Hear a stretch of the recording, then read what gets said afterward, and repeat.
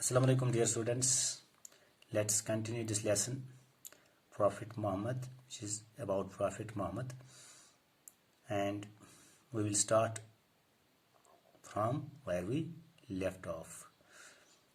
All the children. Did Abu Talib have no children of his own? Sari bachwe thimis. Abu Talib was na pan bachkai. Kajal thimis pan muil karya hawal. Hazrat Muhammad sallallahu alaihi wasallam pan marna brunut. Emis Abu Talib sun muilis kya us now? Abdul Muttalib. So why Hazrat Muhammad's better? Nani. No. He has his own children also, but he loved Muhammad, peace be upon, like his own child.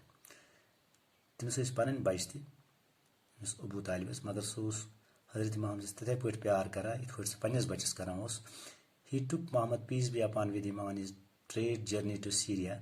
Timtul Hazrat Muhammad sallallahu alaihi wasallam suit yelsu Syria go tijarat karni.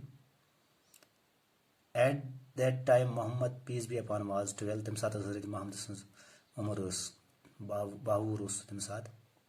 During this journey they met a Christian monk who advised Abu Talib not to continue his journey but take Muhammad, peace be upon, back to Makkah. Safras doran samkhya min a Christian monk is a priestess. The samkhya min Timkur Abu Talib was nasiyat Sumusata Safar Jeri ke Hazrat Muhammad sallallahu alaihi wasallam wapas kut Makkah. All the children, why did he do so? Tim kais wona misi Nani. He told Abu Talib that he had seen Muhammad, peace be upon, all the characteristics of the last prophet that the Bible talks about. This Christian Marcus Timos Ushmat Hazrat Muhammad Mazam Sari features Kususiyat in Akhri Paygamras Maz आसन गसिन तो के मुताबिक पन्ने किताब मुताबिक इसमें Bible किताब Bible छ न बुक होली बुक मदबर किताब कौनस किताब क्रिश्चियन मस इतरा ऐश होली बुक जैसे कुरान इथे पढ़ते में Bible. In order to keep him away from any harm, he should return to Makkah. कहते तकलीफ वात न वारे इनस हज़रत मोहम्मद ते वात नो इकुत वापस Makkah. It is said that Abu Talib returned to Makkah after selling his merchandise from which he had earned a very good profit. Ish ama wan ema su Abu Talib us tem so a Makkah वापस kem pat pan nim te mis merchandise wana goods yim cheese istur mit sait kan khatar ta tam kan pat us zurmat im variya profit ta sa Makkah वापस. Children Bachwe Timis bhi. What happened after that? Tempat kya sabdya? Nani. Well, like his uncle, Muhammad, peace be upon, also adopted trade as his profession. He, peace be upon him, took the merchandise with other caravans to different places and every time earned a good profit. All the people appreciated his, peace be upon, honesty, truthfulness and straightforwardness. Nine verses Bachan. Well, like his uncle, it's put him upon uncle Abu Talib. The Muhammad, peace be upon, also adopted trade. Imti kuriya trade ikhtiyar kus trade tijartuk. He took the merchandise with other caravans to different places. Hazrat Muhammad te tul sait variyah cheez yudrav tijarat karne bakin caravan sait to different places variyan jayan and every time earned a good profit. Hamish Jonim Asul Nafa. Prophet says Nafas. All the people appreciated his, peace be upon, honesty. Magar yo ikyaus Hazrat Muhammad was honest, Mismaz's honesty, Imandiri, Mismaz's truthfulness, Sachayas, Mismaz, straightforwardness, the way, honesty.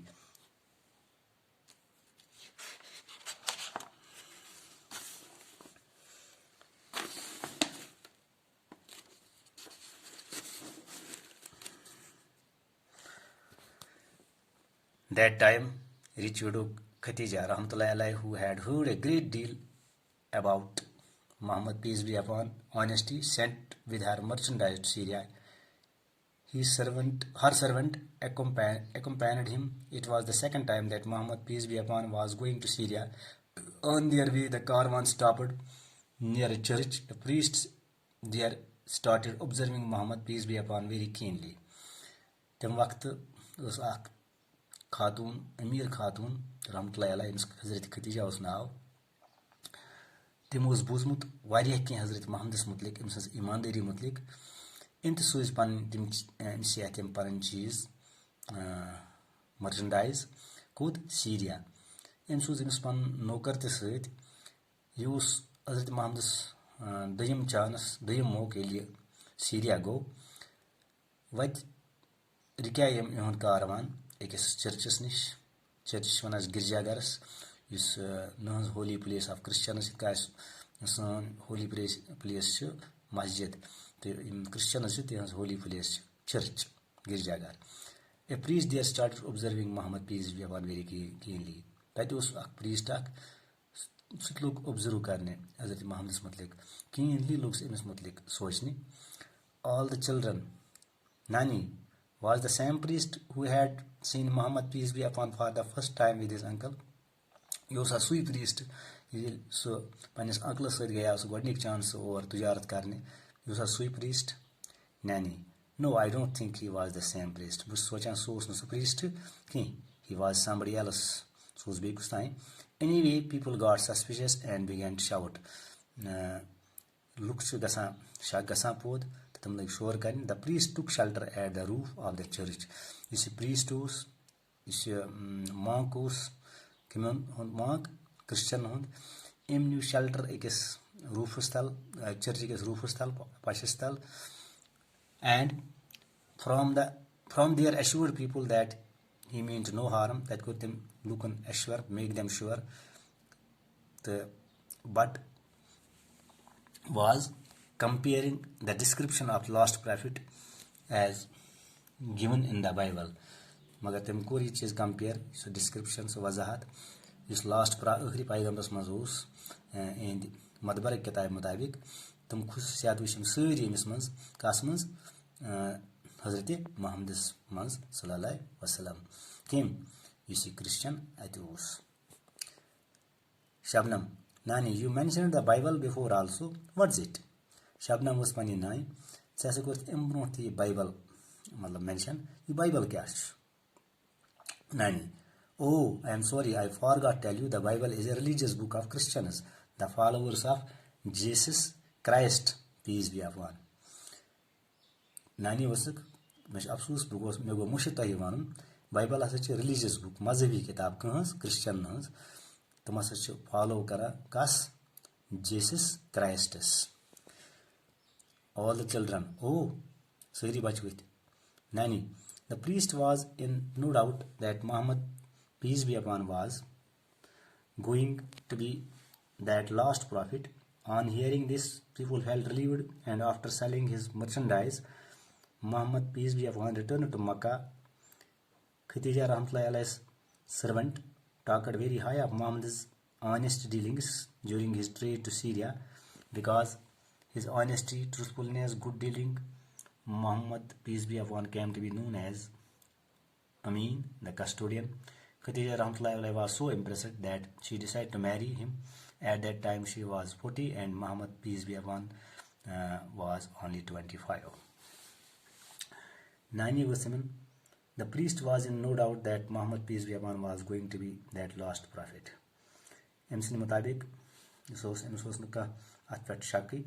कि दोपन अगर last profit तथ मस तम खसूसियात सारी नजर कस हजरत मोहम्मद सल्लल्लाहु अलैहि वसल्लम मज यह बूझित लोग गई रिलीव्ड तमो कोर मतलब तिम गो सह परेशानी कम टेंशन कम and after selling his merchandise Muhammad peace be return पन चीज कन्न खतर द्राया यम कन तम पह द्राय वापस मक्का अमिस हजरत खतीजा तम सुन सह सर्वेंट तमिस तम वो कह मोहम्मदस मुतलिक हजरत खतीजास ऑनेस्ट डीलिंग्स यह कित कूता honest during his trade trip to Syria इस तम ऑब्जर्व कोर अमिस मज कम अम सर्वेंटन तोर यह चीज ऑब्जर्व यह कूता ऑनेस्ट अम सज ऑनेस्ट वजह ऑनेस्टी हुंदी सच्चाई अमिस मज ईमानदारी अमिस मज हजरत मोहम्मदस मज कि यम साथ यह गुड डीलिंग मतलब गई डील करें Muhammad peace be upon came to be known as Amin the custodian Amin वन अमानत दार जिस नस अमानतस खयानत कर Khadija rahmatullahi was so impressed that she decided to marry him. Yel Hazrat Khadija rahmatullahi tem booz emis mutlik variya kim yel won demis pani nokran won emis mutlik Hazrat Muhammad mutlik emis imandari mutlik emis sachai mutlik so gay variya impress gay variya mutasir tem new fosla bakar emis sait khandar tem waqt Hazrat Khadija sans umar 40 warish to Hazrat Muhammad sallallahu alaihi wasallam tem umar so was 50 bor. Salman: Oh, it meant that Muhammad, peace be upon, was very young. Salman, both Miss Pani Nai, tells Hazrat Muhammad Wariya Jawan was Mutim Waqt. Nani is 15 years younger than Khatija Rahmatullahi. The marriage took place. After marriage, the husband and wife spent their wealth generously to help the poor and the needy, and they lived a very frugal life. Nai was Miss Salman's. Pan Bachan is 15 years younger than Khatija Rahmatullahi. Saso was Pandahur Kons Imsinish. Kasinish, Hazrat Khatija Rahmatullahi, Timsinishus, Pandahur Kons, Hazrat Muhammad, Yildiman Khandargo. The marriage took place. After marriage, the husband and wife spent their wealth. Khandarpat, say when Danavan Panis Dolatus, Sitsuk, Zubodrukimo, Gariban Mans, Mohtajan Mans, Pan Guzurakimo. Simple life. Frugal means plain life. Frugal says one of the axes. 2,000 panas, you have zurut as Tim allow you was Tim Timosuri, Gariban mans taksim kirit. To Zurut mandan mans taksim kirit. All the children, how interesting nanny. A rich couple leaving all their riches to the poor. We have not heard of such things before. Suri in Bachwich, Pani Nani, Yasuj but Dilchasap. This rich couple too. They must this pani daulat. Gariban mans riches gay. Wealth. Daulat Gariban mans.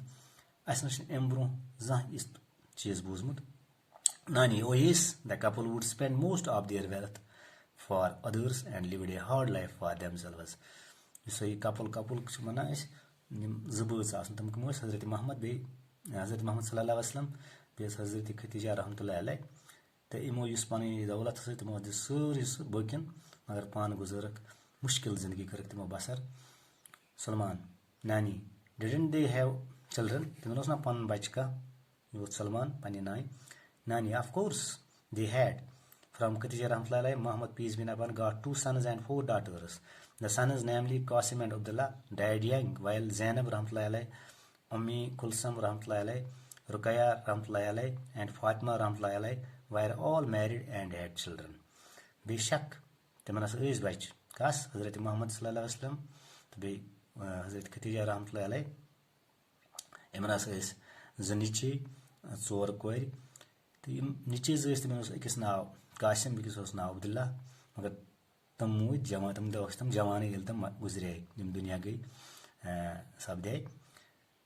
Just Miss Kurus, Akurus, Miss Nadim Susna, Zainab Ramfly, Big Sus now, Ummi Kulsum Ramfly, Big Sus now, Ruqayya Ramfly, Big Sus now, Fatima Ramfly, were all married and had children. Timan Usarne Khandar Sabdmut, the Timan is Bach.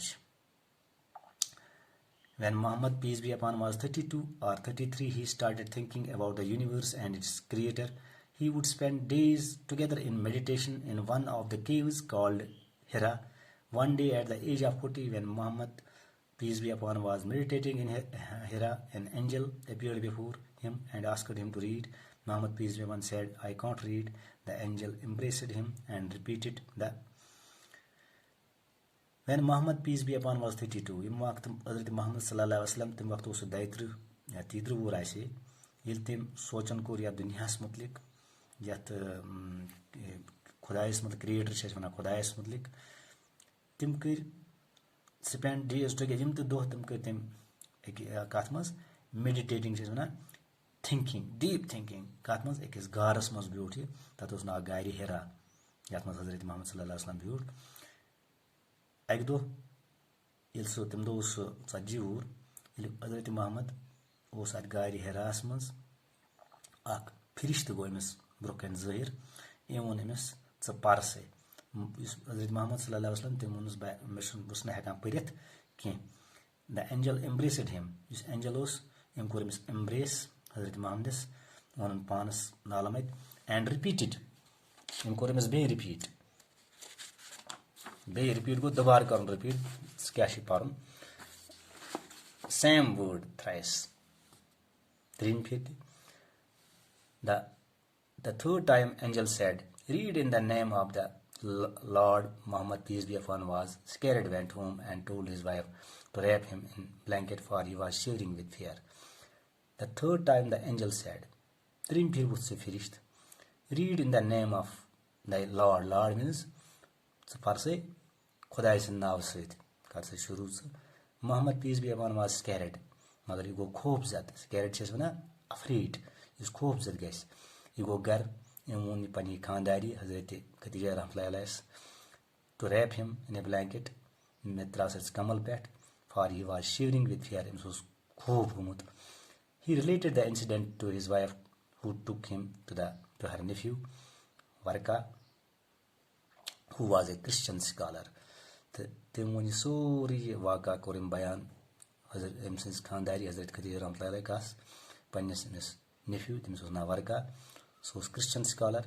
When Varka heard Muhammad il-Tembus, peace be upon account, he told him that he was going to be the prophet, and the angel he had seen was none other than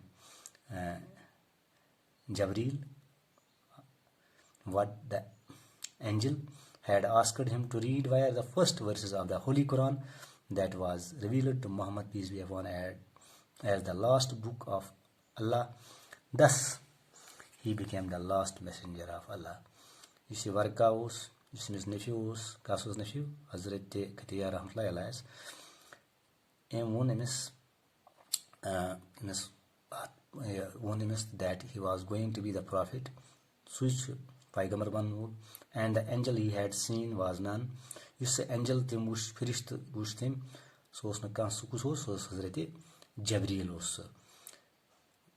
What the angel had asked him to read, क्या one तिमिस पारन तिम फिरिश्त कुछ हजरत जबरील were the first verses of the Holy Quran. Timis one पारन सासोस Quranic verse.